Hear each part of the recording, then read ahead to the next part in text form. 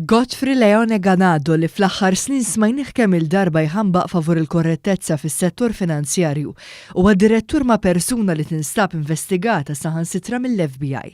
Il-gazzetta Kulħadd żvelat kif Greg Lindbergh li huwa Amerikan jinsab investigat fuq atti kriminali fis-settur finanzjarju, investigazzjoni li ġiet irrappurtata mill-midja internazzjonali.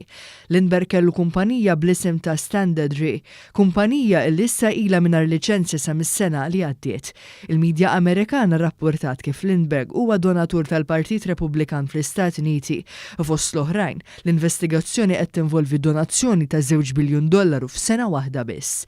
Il-kulħadd sostniet li l-MFSA saħansitra segwit dan il-każ tal-kumpanija li hemm fiha l-Amerikan investigat mill-FBI. Mal-Amerikan fil-bord tal-kumpanija hemm żewġ Maltin biss, Joseph Grioli u Leone Ganado.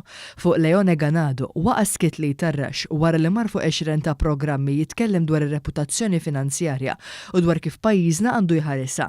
Fil-fatt, imkejjen mis-settur finanzjarju li tkellmu mal-gazzetta Kulħadd qalu li lanqas ħaġa li kellu jagħmel Leone Ganado kien li jiddikjara li jpoġġi fuq l-istess mejda ma' min jaħseb taħt il-lenti ta' investigazzjoni serja fosthom fuq ħassil ta' flus.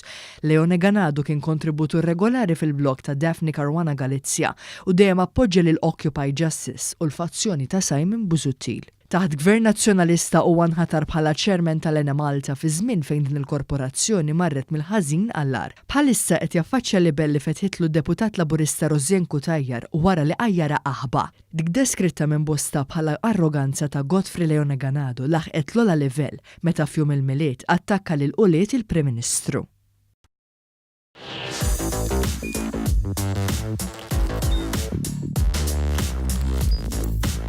Idħol fuq one.com.mt u hemmhekk tista' tara l-programmi kollha li jxandru fuq One permezz ta' One Play.